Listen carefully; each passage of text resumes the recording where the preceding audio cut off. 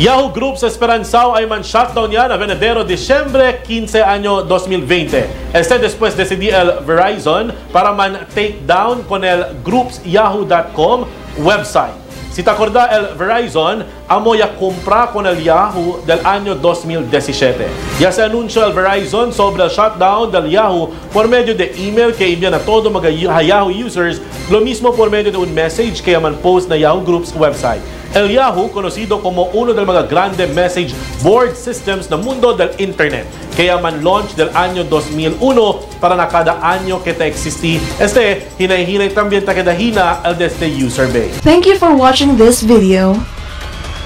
Like us on Facebook for more news update. eMedia Mo official Facebook page. For comments, suggestions, or any concerns, please feel free to email us at emediamo@gmail.com. Subscribe now.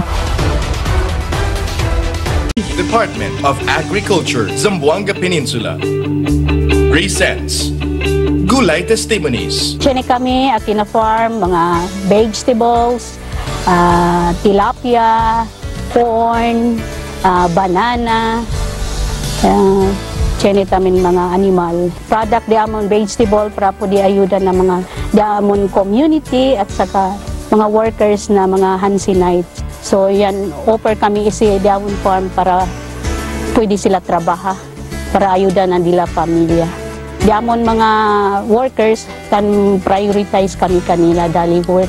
El dila income na di amon mga vegetables, amo tamin dila mga salaryo di ila.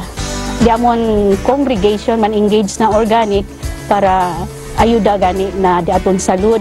So tausa kami mga di amon vermi fertilizer para pwede ayuda na siyembra. At least hindi lang el mga tasyembra mga farmers lang gayot. Capable tamin kami mga madre abla sa siyembra. Tan learn lang kita.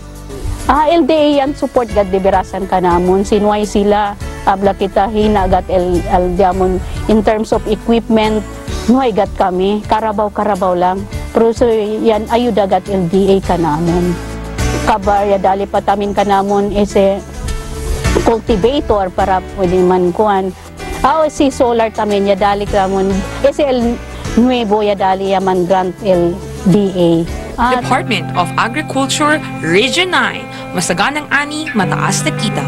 For more information on Department of Agriculture, programs and projects, call us at 991-3188 or you may visit us at General Vicente Alvarez Street, Zamboanga City.